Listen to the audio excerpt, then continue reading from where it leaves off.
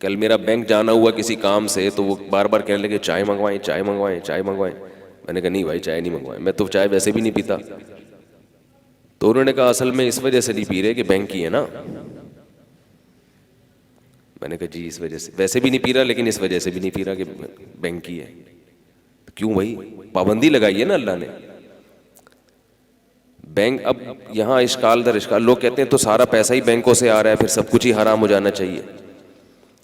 یہ بات خوب یاد رکھیں, بینک میں دو قسم کے اماؤنٹ ہوتے ہیں.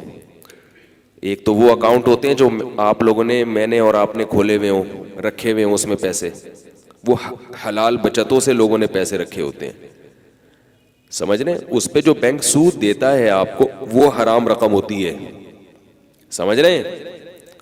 اسی طرح بینک میں حرام رقم کا ریشو بہت تھوڑا ہوتا ہے. بینک جب لوگوں کو قرض دیتا ہے وہ لوگوں کی حلال بچتیں اٹھا کے دے دیتا ہے, وہ حلال ہوتی ہیں. اسی وجہ سے وہ کمپنیاں جو چل رہی ہیں وہ بھی حلال ہیں. کمپنیاں, لوگ کہتے ہیں نا, تو جتنی کمپنیاں چل رہی ہیں سب بینکوں سے قرضہ لے کے چل رہی ہیں. تو وہ جو بینکوں سے انہوں نے قرضہ لیا ہے وہ رقمیں حلال تھیں, وہ حرام نہیں ہیں, وہ سود کی رقمیں نہیں ہیں. سود وہ رقم ہوگی جو یہ کمپنیاں بینک کو دیں گی. سمجھ میں آ رہی ہے بات. وہ 2% 3% ہوتی ہیں تو وہ سود کی رقم حرام ہوتی ہے. اس رقم سے جو کچھ خریدا جائے گا یا کمپنی بنائی جائے گی یا جہاں وہ انویسٹ کیا جائے گا وہ آمدن کیا ہوگی, حرام ہوگی. تو کمپنیاں جو بینک سے قرضہ لے کے پروڈکٹ بناتی ہیں وہ پروڈکٹ حرام نہیں ہوتی, اس وجہ سے کہ وہ لوگوں کی حلال رقمیں بینک اٹھا کے ان کو دے دیتا ہے. البتہ کمپنی کے لیے بینک سے قرضہ لینا بہرحال حرام ہے, کیونکہ آپ صلی اللہ علیہ وسلم نے سود لینے والے پر, سود دینے والے پر, سودی لین دین میں گواہ بننے والے پر اور سودی معاملات کو لکھنے والے پر, چاروں پر لعنت فرمائی ہے. تو یہ چونکہ لعنتی عمل ہے, گناہ ضرور ہے, مگر اس میں حرام رقم کون سی ہوتی ہے, حلال کون سی ہوتی ہے, اس کو مکس نہیں کرنا چاہیے.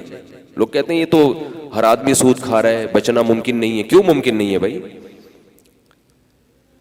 تو پھر سوال پیدا ہو گیا کہ پھر جو بینک والے چائے پلاتے ہیں وہ بھی تو زیادہ تر حلال رقمیں ہیں, وہ بھی حلال ہونی چاہیے. وہ حلال اس لیے نہیں ہے کہ وہ بینک والا چائے اپنے پیسوں سے پلا رہا ہوتا ہے, تو چونکہ اس کی جاب جائز نہیں ہے,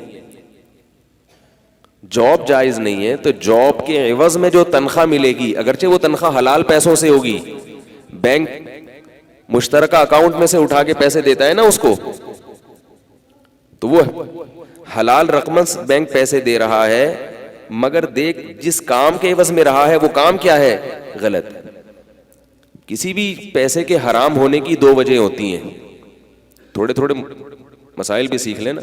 حرام دو وجہ ہوتی ہیں, ایک یہ کہ کام جائز نہ ہو, اور ایک یہ کہ کام تو جائز ہے مگر آپ کو تنخواہ حرام پیسوں سے دی جا رہی ہے. اب میں اس کی ایک مثال سے بات سمجھا کے پھر اپنے اصل موضوع کی طرف آتا ہوں. دیکھو ایک آدمی نے چوری کی, چوری کا عمل حرام ہے نا. اس چوری کے بدلے میں جس کے لیے چوری کی اس نے اس کو اپنے حلال پیسوں میں سے, خون پسینے کی کمائی میں سے 50 روپے پکڑا دیے. کس خوشی میں پکڑا ہے کہ تم نے میرے لیے کیا کیا ہے, چوری کی ہے. تو چور کے لیے یہ پیسے حلال ہوں گے؟ نہیں, کیونکہ وہ پیسے تو حلال پیسوں میں سے دے رہا ہے, مگر کام جو چور نے کیا وہ غلط کیا. تو غلط کام کے بدلے میں جو پیسے مل رہے ہیں چاہے وہ حلال پیسے ہی ہوں, چور کے لیے کیا بن جائیں گے, وہ حرام. جب چور کی ملکیت میں آ گئے تو اب سب کے لیے حرام ہو گئے, سمجھ رہے ہیں. اور ایک یہ ہے کہ چور نے کہیں سے 50 روپے چرائے, اب چور نے کسی کے ذمہ کام لگایا کہ تم میرا یہ کام کر دو جو حلال کام ہے اور میں تمہیں 50 روپے دوں گا. اب چور وہی 50 روپے اٹھا کے آپ کو دے رہا ہے, تو یہ بھی آپ کے لیے کیا ہے, حرام ہے, کیونکہ کام تو آپ جائز کر رہے ہیں, لیکن جو پیسے تھے نا چور کے پاس وہ پیسے کیا تھے, حرام کے تھے. سمجھ رہے ہیں.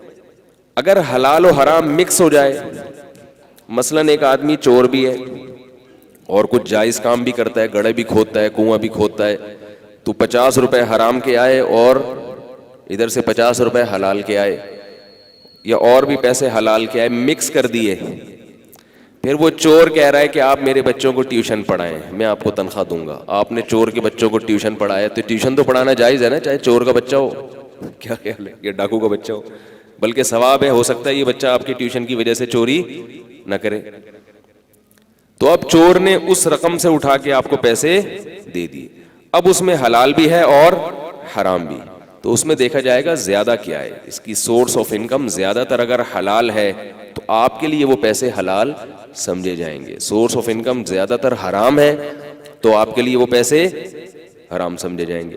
تو خیر یہ میں اس لیے کہہ رہا ہوں کہ جہاں بینک کی بات آتی ہے لوگ اعتراض کرتے ہیں، ابے یہ تو سارے سود پہ چل رہے ہیں، یہ چائے حرام ہو گئی، تنخواہیں حلال ہیں، سب کی تنخواہیں بینک سے جاتے ہیں. یہ مولوی لوگ کہتے ہیں بینک سودی بینک میں جو جاب کرتا ہو اس سے چائے پینا تو جائز نہیں ہے، لیکن ویسے تنخواہیں بینکوں سے آ رہی ہیں، نوٹ اسٹیٹ بینک چھاپ رہا ہے، یہ سب حلال ہو گیا. واہ بھائی واہ.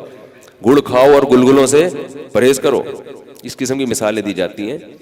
تو ایک بات یاد رکھو، یہ جو مولوی لوگ ہیں اس میں ہر طرح کے لوگ ہوتے ہیں، لیکن اتنا مکھنچو نہ سمجھا کرو مولویوں کو کہ بالکل ہی فارغ ہوتے ہیں. یہ لوگ سمجھتے ہیں یہ بالکل عجیب سی مخلوق ہے، ان کو بالکل فالو نہیں کرنا چاہیے، یہ نہ دنیا کے نہ آخرت کے. ایسا نہیں ہے، اتنے فارغ نہیں ہوتے جتنے آپ سمجھتے ہیں. پروپیگنڈا ہے.